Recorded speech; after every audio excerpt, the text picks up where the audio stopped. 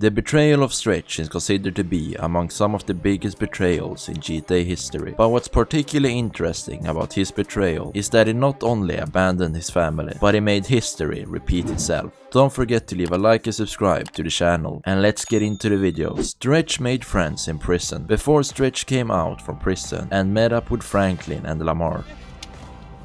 Oh, no. He made some posts on his Life Invader page about his experience there. It's revealed that during this time, Stretch began building bridges with the Ballas. In another post, he says that he runs the show inside and outside of prison. This is later confirmed in the mission shop when Franklin and Lamar are kidnapping the OG Ballas member, D. He says that he doesn't have any problems with the Chamberlain gangsters, which is the same set Stretch is in. Man, I ain't got no beef with the CTF. Later, during the drug deal in the recycling plant, Stretch tells D that he did some time in prison with his folks. My nigga just got out crossing lines, did some time with some of your folks. Stretch's connection to the Ballas is further seen after the recycling plant drug deal, where Stretch talks about taking contact with them and even betraying Franklin and Lamar if he has to. I'ma reach cross lines, alright? Conversate with the purple homie. But if I gotta hang you assholes out for this, the gang comes first. Lamar began a war with the Ballas. The consequence of Lamar and Franklin kidnapping D led to a big conflict between the families and the Ballas. Stretch, who knew people from both sides, wasn't so happy about that. In a phone call after the wrap-up, Stretch talks to Franklin about controlling Lamar. Stretch. Franklin, dog. You got to control the homie Lamar. Dude is on one. Ballas are pissed. Man, ain't nobody controlling Lamar. Stretch later talks about an irreversible process to control Lamar, and what it means is killing him. Homie can get controlled, homie, but it's an irreversible process, if you feel me. Oh, you got jokes, huh, motherfucker? Franklin left the Chamberlain gangsters. You see, during Stretch's time in prison, he kinda lost his position of power, with Franklin and Lamar now running things within the families. You punks was little homies, and I was a big homie. Now I'm out, and you little homies is big homies.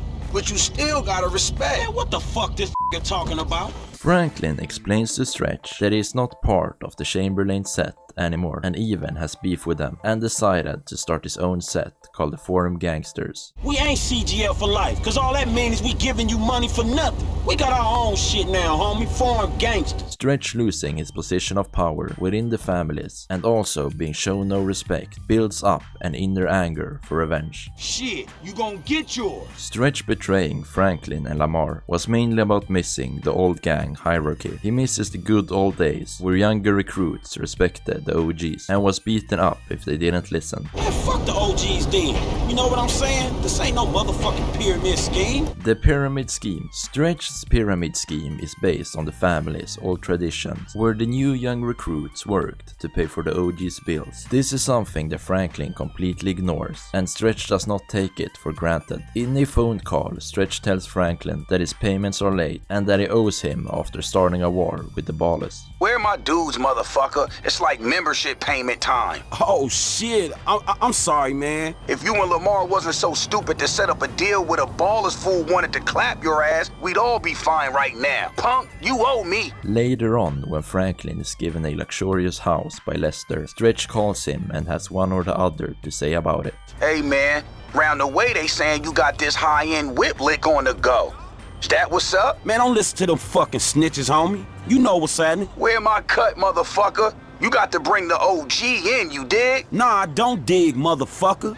I ain't into that pyramid shit no more. Franklin, who started to make millions working with the professionals, made Stretch jealous, which was a deciding factor for his betrayal. Hood Safari. The most clear sign of Stretch's betrayal is during the mission Hood Safari, where Stretch sends Franklin and Lamar to Grove Street to make a deal with the Ballas. But what Stretch didn't expect was that Trevor was going with them too. I want a taste of the other side of the brick. Now you heard what your boy said, you're leaving. Hey, give me that back!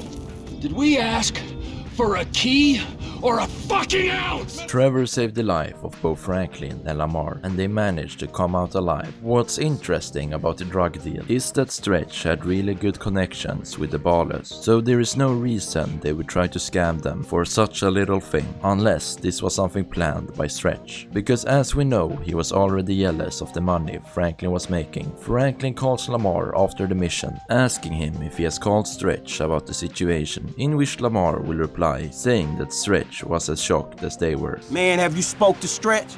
I want to know what happened with that thing. Yeah, homie, Stretch was as shocked as us. Really? But he didn't have half of Davis run up on him. Nah, homie, I don't think he was as shocked as us. Stop bugging, homie.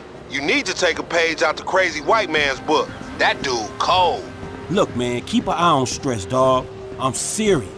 Franklin confronts Stretch, and he is super pissed at him for bringing Trevor to the deal. Stretch also posted on his Life Invader, saying, "Don't know what happened with that thing in Davis, but I'll find the homie that turned us," which to me doesn't really sound like a threat to anyone, but rather a way to cover up his involvement with the Ballers. Lamar down. It's not till after Lamar gets kidnapped by the Ballers that everything becomes clear. Franklin explains to Lamar that the only reason he killed D was because he was a survival instinct, and that's why he was so upset with them afterwards. Stretch put in the work on D. Yeah, man, that's survival. Remember how angry his ass got? Especially with you bringing him into this shit? He even explains that Stretch made friends with the Ballers in prison, and that it was Stretch's idea to scam them with the fake drugs in Grove Street. Man, you remember Grove Street? That brick was drywall. Ripping us off was probably Stretch's ideal anyway. Man, Stretch got in with the Ballers when he was inside. Played us as marks, dog, but a bunch of them got booked. I hope you enjoyed the video. This video is inspired by Dr. Mod, so I would highly recommend you check out this video.